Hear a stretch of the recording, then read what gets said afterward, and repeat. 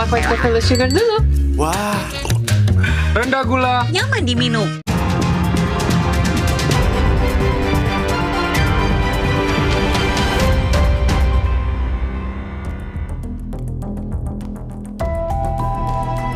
Rangkaian peristiwa anarkis ini diawali dari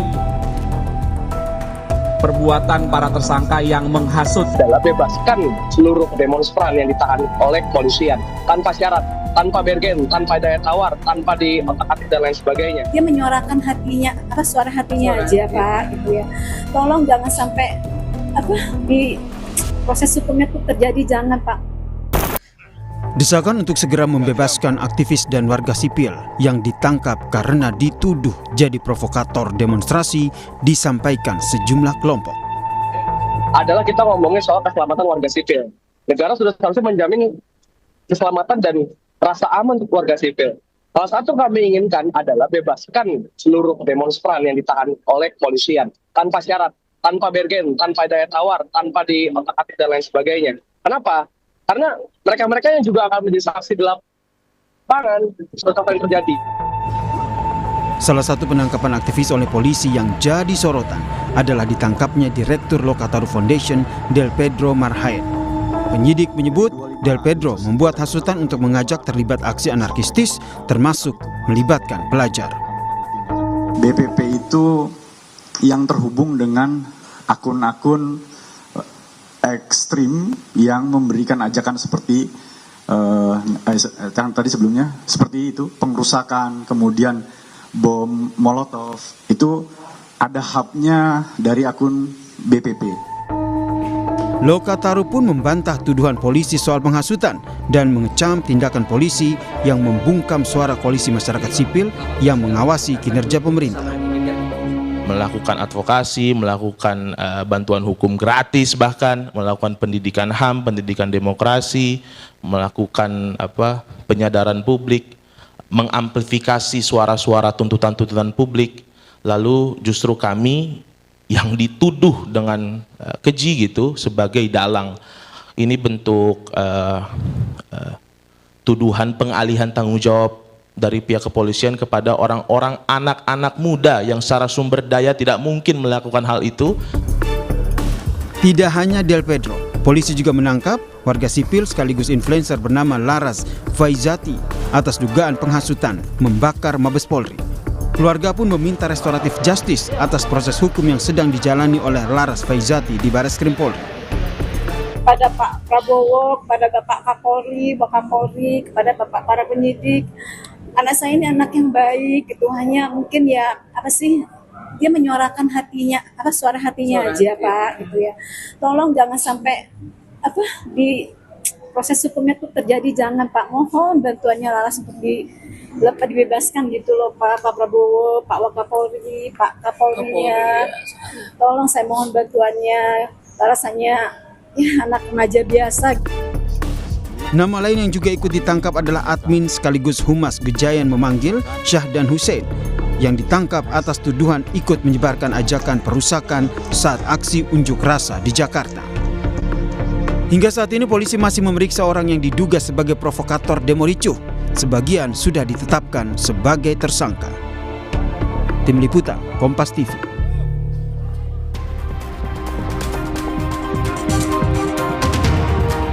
Saudara, di Jakarta polisi sudah menetapkan 43 orang tersangka kasus demo ricuh, sebagian dituding sebagai provokator termasuk penghasutan kepada anak-anak. Salah satunya adalah Direktur Lokataru Foundation Del Pedro Marhaen. Lalu bagaimana melihat proses penanganan kasus ini?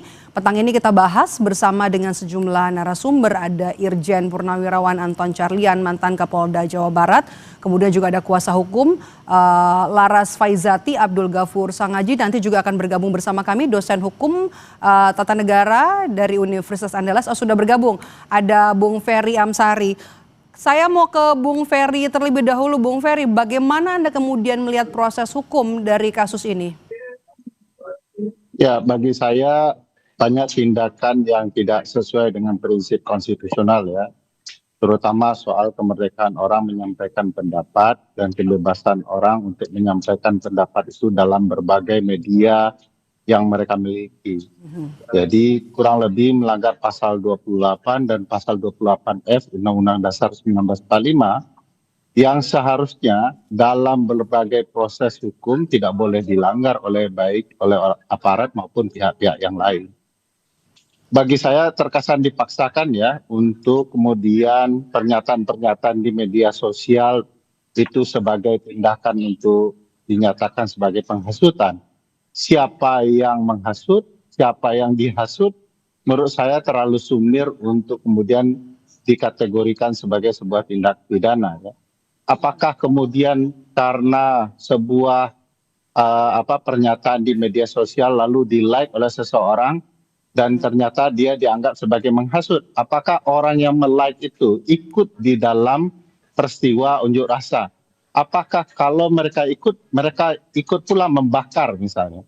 Itu sumir sekali bagi saya dan terasa mengada-ada dan dipaksakan. Jadi sekarang kan pihak keamanan sedang mencari-cari jawaban terhadap kalau keamanan terganggu, ada kegiatan pembakaran di unjuk rasa, maka diperlukan subjek atau orang yang kemudian dituduh sebagai pelaku. Padahal tentu ini tidak mudah ya mengkaitkan Del Pedro misalnya dengan upaya makarkah, pembakarankah dan lain-lain. Banyak orang kemudian menyatakan, ayo kita berani bersikap, berani melawan, gitu ya. Kenapa pertanyaannya hanya Del Pedro? Padahal kalau ditelisik di media sosial itu bukan hanya ratusan ribu ya, tapi hampir jutaan orang bicara ayo melawan begitu ya. Oke, kita sudah dapat poinnya, ada kebebasan berpendapat yang kemudian juga akhirnya dipaksakan ya, penghasutan sangkaan terhadap orang-orang yang ditangkap ini. Pak Anton, Anda melihatnya seperti apa? Apakah kemudian dasar-dasar yang digunakan polisi untuk menangkap orang-orang ini di Jakarta, ada Laras Faizati, kemudian juga Del Pedro, sudah tepat atau belum? Baik, masalah tepat dan tidak nanti akan dibuktikan secara hukum, dan saya juga sependapat dengan Bung Peri bahwa memang kebebasan berpendapat itu harus kita dukung, harus kita junjung tinggi karena memang diatur secara konstitusional. Namun di dalam hal ini saya yakin dan percaya bahwa polisi di sini tidak sedang mengusut masalah kebebasan berpendapat, karena ketika mahasiswa adik-adik mahasiswa ini melakukan unjuk rasa, tidak ada satupun juga dari Korlap atau siapapun juga yang ditangkap, bahkan dikawal, difasilitasi. Di sini justru kami dengar dari Humas bahwa yang dikenakan pasal pidana itu adanya penghasutan, adanya ajakan untuk pengerusakan, bahkan bom molotov.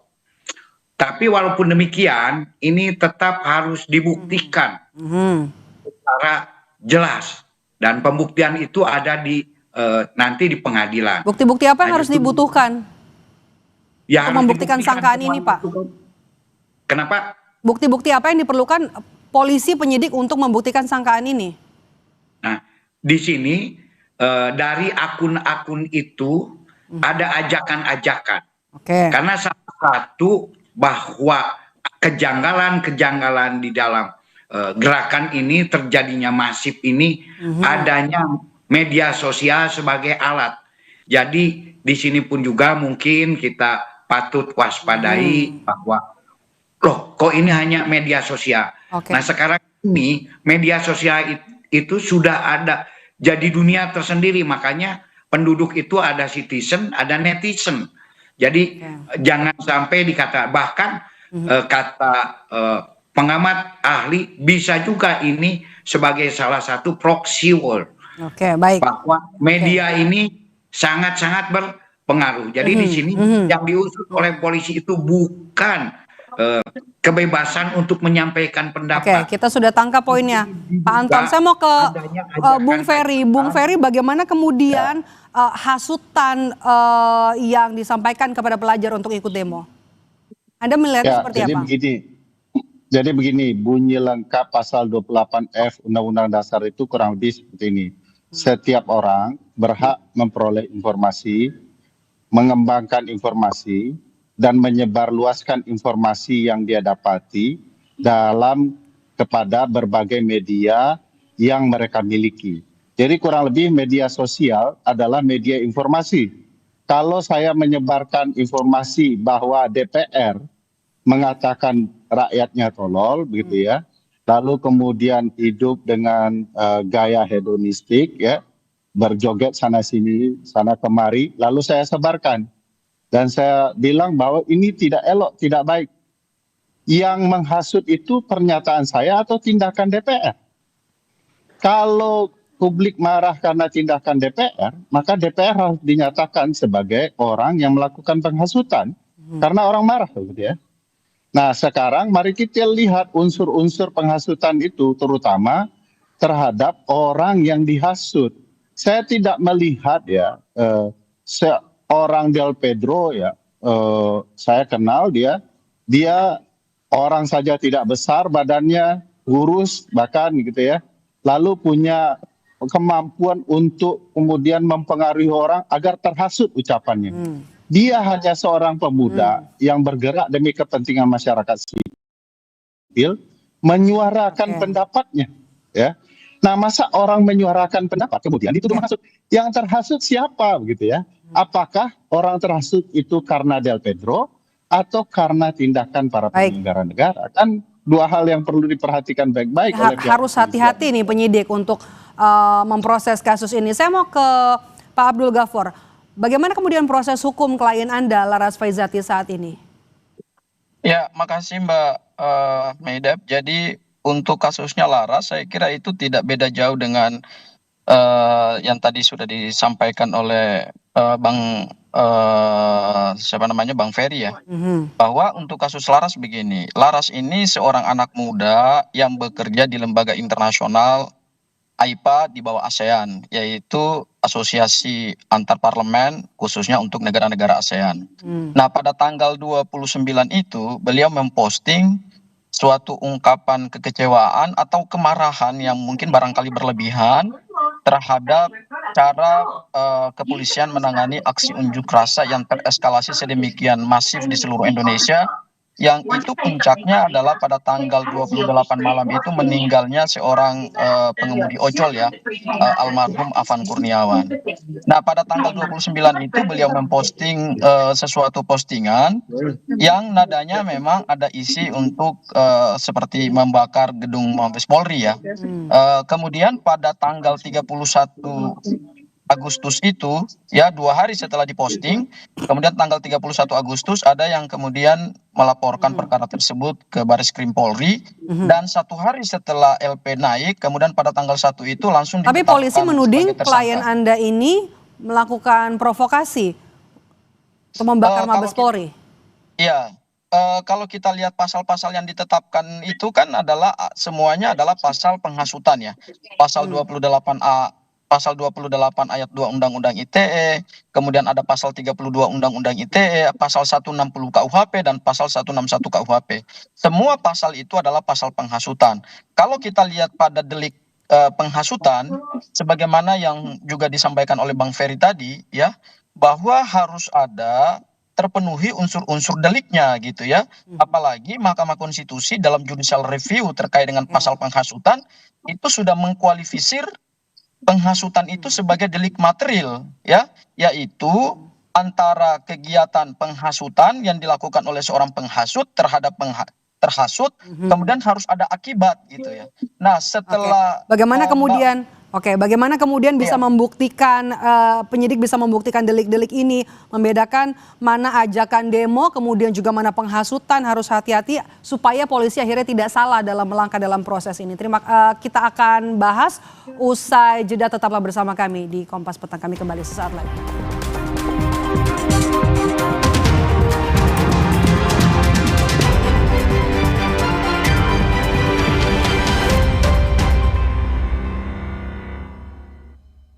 Perlu sugar dulu.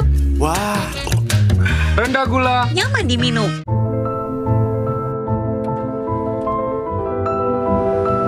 Every mile is a collection of new discoveries.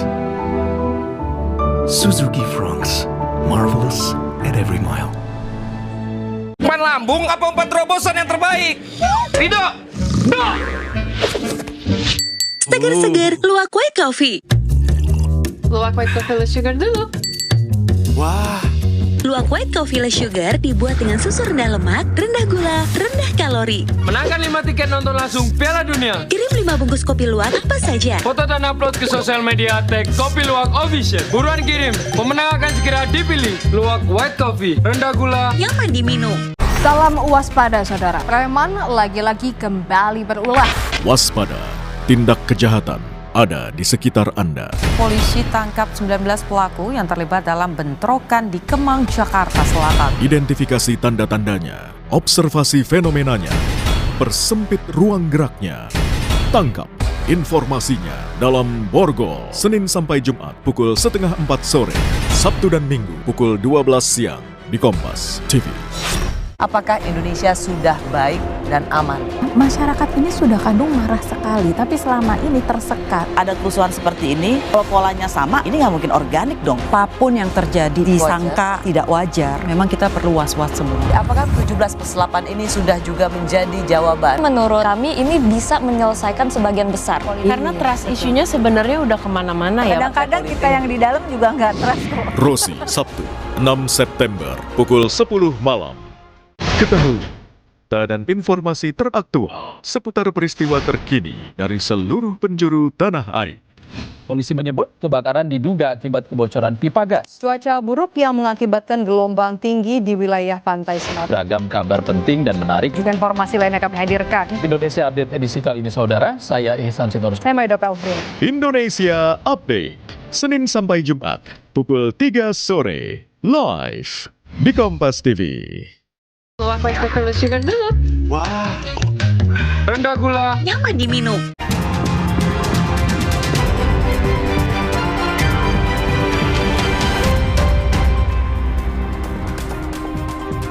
Kembali bersama saya Maido Pelfrina di Kompas Petang. Saya masih bersama dengan Pak Anton Carlian, Bung Ferry Amsari dan juga Pak Abdul Ghafur di dialog kita petang ini. Saya tadi terpotong, kemudian juga penanganan proses hukum ajakan demo, kemudian juga ada dugaan penghasutan, mana yang kemudian harus diperhatikan, harus benar-benar diteliti, dilakukan dengan hati-hati agar polisi kemudian tidak salah, dan juga bagaimana kemudian polisi bisa membuktikan delik-delik ini, Pak Anton.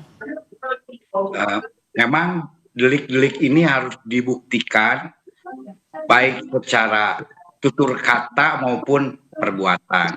Seperti tadi penghasutan. Apakah benar ada kata-kata penghasutan? Nanti harus dikedepankan ahli bahasa. Dan memang berdasarkan teori kausa harus ada sebab dan harus ada akibat.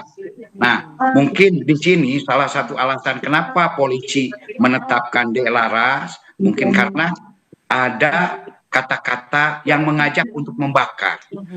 Penyampaian aspirasi itu ada aturan-aturan tertentu. Tidak boleh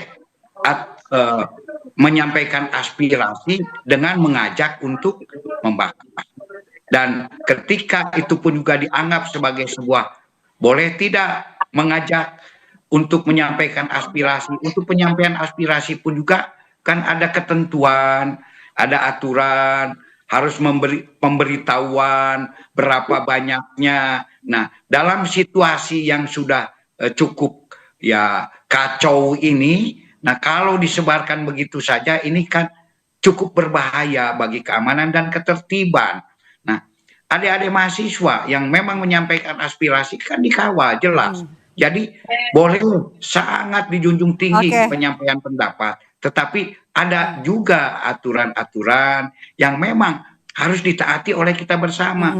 Tidak seenak udele dewe, oh ini aspirasi. Kita tahan sampai di situ, Pak Anton. Saya mau ke Bung Ferry. Bung Ferry, Anda ada respons, Anda melihat ada dugaan pelanggaran HAM dalam penangkapan yang tidak sesuai dengan prosedur dalam kasus ini? Ya, pelanggaran HAM, pelanggaran konstitusional ya. Kausalitas itu kan juga harus logis ya, Pak Anton. Misalnya, apakah mungkin pelaku membakar sesuatu karena apa yang dia tonton di medsosnya Mbak Laras. Bagaimana Bapak bisa membuktikan bahwa pelaku pembakaran melakukan tindakan karena menonton media sosial Mbak Laras, uang pelakunya belum tertangkap? Bagaimana kemudian bisa dibuktikan bahwa orang-orang turun ke lapangan itu karena Mbak Laras? Emang mereka saling memfollow akun media sosial masing-masing?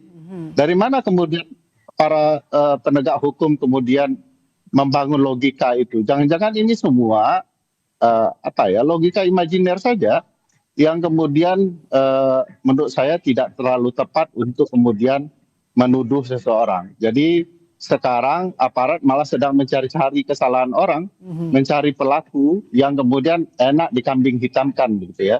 Padahal tidak terdapat logika yang benar. Prinsipnya apapun proses penegakan hukum yang mau ditegakkan, penghormatan terhadap konstitusi harus dijunjung tinggi. Tidak boleh terburu-buru ya, asal main tangkap, asal ada yang bersalah, asal ada kambing hitamnya. Sepanjang tidak runut logikanya, unsur yang akan mau dibuktikan nanti itu akan berantakan menurut saya. Pak Anton, logika imajiner kemudian juga mencari-cari kambing hitam. Saya kira boleh saja berkata demikian, tetapi yang jelas bahwa Indonesia ini sudah kehilangan kerugian material dan immaterial itu, kalau material hampir 900 M. Dan ketika terjadinya satu penyampaian aspirasi yang mengakibatkan kerusakan, sesuai dengan perintah daripada pimpinan kita tertinggi pun juga, agar diusut secara tuntas dan dicari dalangnya.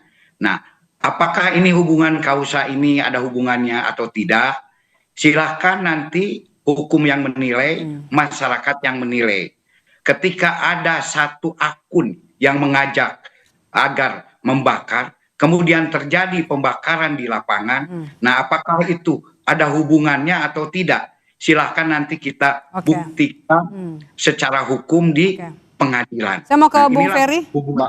Mbak Maido. Bung Ferry. Bung Ferry, saya mau ke poin soal desakan. Ada desakan kemudian untuk membebaskan mereka yang dituding jadi provokator. Beralasankah desakan ini? Ya, alasan itu sangat masuk akal karena pihak kepolisian harus menjelaskan dulu seseorang itu dituduh melakukan kegiatan penghasutan itu karena apa? Siapa yang dihasut dan karena apa mereka melakukan tindakan dari yang menghasut? Ini kan tidak sinkron ya, bukti-bukti belum bertemu, orang yang membakarnya seperti apa, apakah dia terhasut karena medsosnya Mbak Laras, lalu kemudian dia dituduh sedemikian rupa, ya sudah main ditangkap saja. Tidak bisa bahasa yang digunakan, kita tunggu pengadilan. Loh sebelum masuk ke pengadilan, harus ada bukti-bukti ya? Untuk seseorang kan harus ada 2 alat bukti yang cukup ya, yang betul-betul beralasan orang ini bersalah.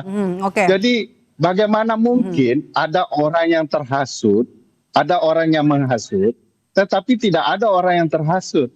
Kalau kaitannya dengan media sosial, apakah yang terhasut memfollow Mbak Laras atau dia menonton? Bagaimana? Tahan sampai di situ, Bang Ferry. Pak Abdul Ghafur, apa yang kemudian Anda akan perjuangkan? Bagaimana perjuangan Anda untuk klien Anda? Iya, jadi Pak Anton sama Mas Ferry, saya ingin memberikan catatan terhadap 2 hal. Yang pertama dari sisi hukum formil, pidana formil, ini proses penetapan tersangka sampai kemudian perintah penangkapan dan penahanan itu nggak sesuai dengan prosedur KUHAP. Jadi pada saat LP dibuka itu tidak pernah ada tahap penyelidikan. Ya, seharusnya kan ada tahap penyelidikan dulu, kemudian terlapor memberikan klarifikasi, kemudian setelah itu ditentukan kalau ada peristiwa pidananya, baru naik tahap penyidikan. Ini sama sekali tidak pernah dilakukan penyelidikan dan tidak pernah dimintai klarifikasi. Tiba-tiba sudah datang penyidik Baris Krim Polri membawa apa kata polisi Pak saat itu? Pada saat penangkapan? Apa kata polisi pada saat penangkapan? Pada saat kami mendampingi Mbak Laras itu, kami bertanya kok kenapa tidak dilakukan klarifikasi pada tahap penyelidikan. Kata polisi bahwa ini suatu keadaan yang genting. Saya ingin memberi catatan di sini Pak Anton. Keadaan genting itu tidak bisa kemudian kita menabrak hukum acara kita ya. Kita ini negara hukum, jadi semua harus berdasarkan hukum. Itu dari sisi hukum formil. Kemudian dari sisi hukum pidana material, sebagaimana tadi yang disampaikan oleh Mas Ferry tadi, Bang Ferry tadi, bahwa ini harus bisa dibuktikan dulu karena pernyataan Mbak Laras terkait dengan kata-kata membakar gedung Mabes Polri itu tidak pernah terjadi dampak apapun. Ya, kalau ada yang menghasut pembakaran kemudian terhadap gedung-gedung lain atau fasilitas publik, barangkali ada ketersambungannya atau ada asas kausalitasnya gitu. Tapi terhadap Mbak Laras, ini Mbak Laras hanya membuat satu story Instagram kemudian diviralkan oleh orang yang kita juga nggak tahu, oleh akun-akun yang nggak jelas. Kemudian tidak pernah ada peristiwa pembakaran terhadap gedung Mabes Polri. Tetapi oleh penyidik ini dirumuskan sebagai suatu tindak pidana atau dugaan tindak pidana. Menurut kami kan harus terpenuhi dulu unsur-unsur tindak pidananya gitu. Kita bicara delik material ya, ini bukan delik formil. Penghasutan itu harus jelas antara 3 unsur utama, siapa yang menghasut, siapa yang terhasut, dan harus ada akibat nyata, akibat konkret dari suatu penghasutan itu. Kalaupun memang Mbak Laras menyampaikan kata-kata bakar gedung Mabes Polri, itu bisa jadi berdasarkan hasil pemeriksaan penyidik, itu hanya ungkapan kekecewaan yang spontan dan tidak diikuti oleh aksi massa, tidak diikuti oleh mobilisasi massa. Dan Mbak Laras ini ingat loh ya, dia bukan demonstran, dia tidak terlibat di dalam aksi-aksi anarkis, aksi-aksi lapangan. Hanya seorang profesional bekerja di lembaga internasional, tapi kemudian pada saat momen... Pak Anton, bagaimana Anda menjawab tudingan dari salah satu orang yang ditangkap, kemudian juga ada tudingan cacat prosedur, kemudian juga pembuktian soal penghasutannya? Baik, justru di sini apapun juga tadi penyampaian aspirasi itu apapun juga alasannya tidak boleh melakukan satu ajakan yang bersifat pembakaran. Nah, apakah ini berhasil atau tidak? Misalkan sekarang, maaf saja, ada di akun yang mengajak untuk membakar rumah Pak Abdul Gopur. Nah, kemudian tidak terjadi. Tidak terjadi itu karena apa?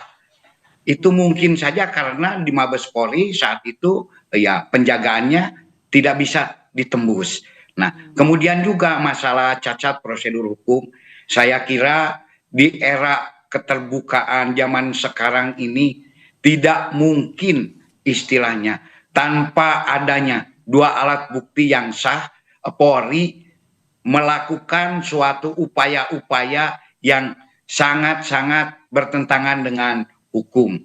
Karena kalau memang dikatakan misalkan ada kekurangan-kekurangan, mari kita juga selesaikan berdasarkan ranah hukum, yaitu adanya pra-peradilan.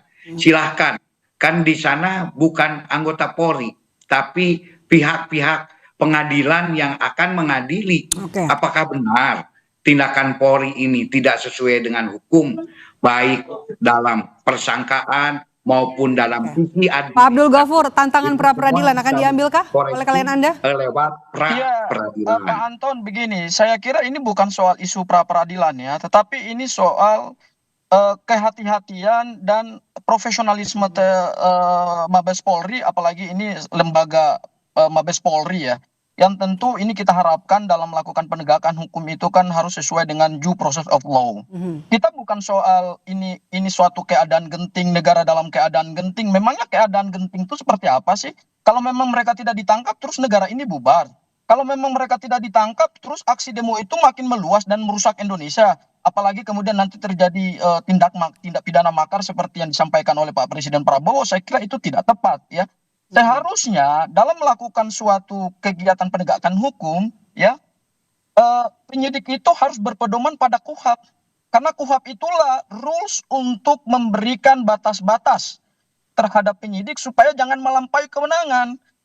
Hukum formil atau hukum acara pidana itu kan tujuannya itu pokoknya, supaya penyidik itu di dalam menegakkan hukum ya itu tidak boleh melampaui kewenangan, tidak boleh menabrak hukum acara, tidak boleh kemudian atas nama tadi mengekang kebebasan atau atas suatu keadaan genting terus menerima LP tanpa prosedur penyelidikan langsung menetapkan tersangka. Saya kira ini kita mundur ini penegakan hukumnya. Ini bukan lagi negara respons hukum Anda, yang Bung sesuai Ferry. dengan KUHAP gitu.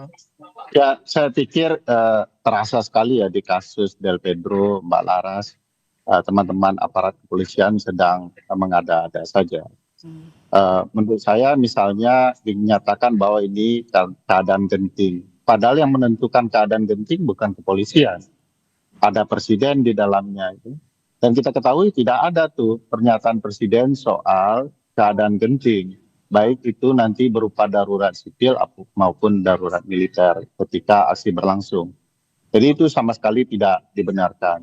Perlu juga diperhatikan sebelum bicara KUHP, kita perhatikan hak konstitusional orang, misalnya di pasal 28D bahwa setiap orang berhak mendapat perlakuan yang adil.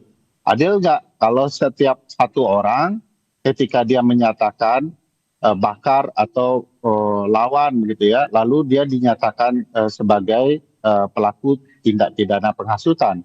Padahal kalau Pak Anton perhatikan di media sosial banyak tuh jutaan orang ngomong itu semua gitu ya. Nah, bagi saya tidak bisa juga kemudian dicarikan orang yang kemudian mudah untuk ditangkap, lalu dia ditudingkan dia melakukan tindakan yang menimbulkan keributan itu. Jadi juga harus beralasan. Nah, soal alat bukti misalnya, tadi Pak Anton mengatakan harus ada alat bukti yang sah. Ini bukan alat bukti yang sah saja, tapi alat bukti yang cukup gitu ya. Cukup untuk menuding orang bahwa dialah memberikan penghasutan. Nah, pertanyaan saya, kalau kemudian alat buktinya hanya pernyataan di media sosial, sementara orang yang terhasutnya tidak pernah ketemu, bagaimana itu ceritanya orang dituding telah melakukan penghasutan?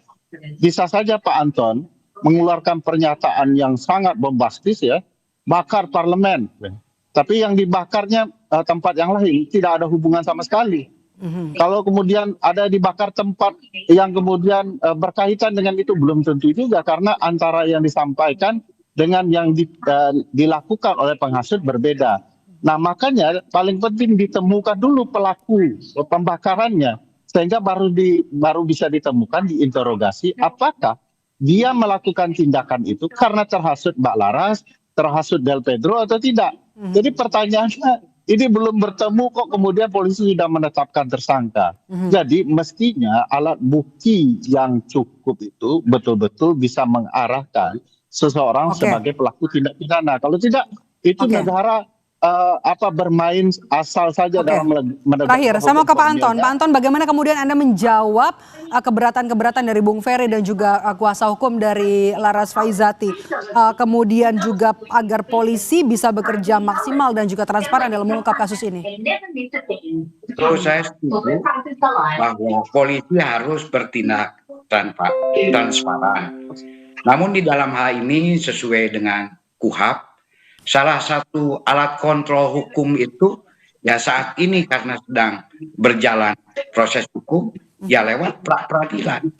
Mau lewat jalur yang mana kira-kira yang harus ditempuh? Karena ini nunggu pra-peradilan dulu, Pak. Sudah berjalan.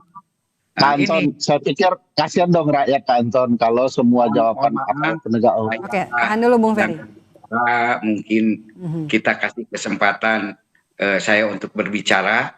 Nah, ini justru ya inilah yang diatur oleh KUHP kita. Nah, masalah dua alat bukti apakah lewat penyelidikan dan penyidikan tentu saja sudah ada di dalam juknis. Ketika sudah ditemukan dua alat bukti yang sah dan sudah digelar, itu pasti itu bisa langsung ke penyidikan. Dan saya juga setuju bahwa untuk alasan genting itu tidak ada. Nah, kalau memang polisi mengatakan bahwa alasan situasi genting ini, baik, kita sudah tangkap poinnya. Itu. Dan juga kalau juga mungkin ada dari Bung Ferry tadi ada akun-akun lain yang mengajak dalam menyampaikan aspirasi harus membakar, tolong sampaikan kepada pihak Polri. Sehingga di sini pihak Polri pun juga nanti akan mengusut gitu. Jangan polisi dengan penangkapan ini sudah yakin ya punya bukti-bukti begitu ya. Bung Ferry, terakhir dari Anda. Ya, seperti ini ya. Yang paling penting itu polisi dan aparat penegak hukum tidak asal ya. Dan tidak boleh polisi cuman mengatakan tempuh jalur hukum pra-peradilan.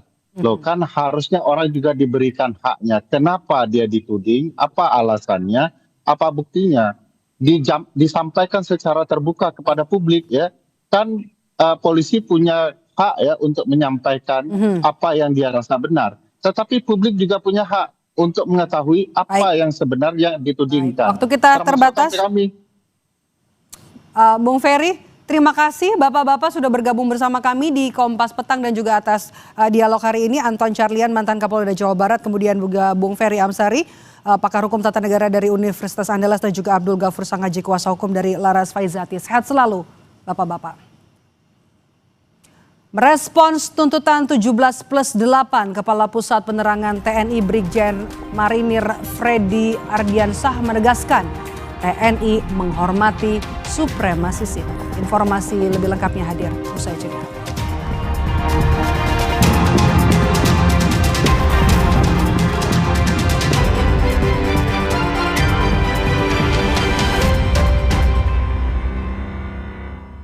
Madinah, kota yang bercahaya. Oki Hans menjelajah kota tempat Rasulullah hijrah dan bermukim. Tips and trik di Masjid Nabawi dan Masjid Quba. Berkeliling kota dengan bus wisata di malam hari, serta menyantap hidangan lezat di Madinah. Worth it banget untuk harga 80.000. Jalan-jalan, let's go. Madinah Al-Munawwarah, Minggu 7 September, pukul 10:30 siang, di Kompas TV.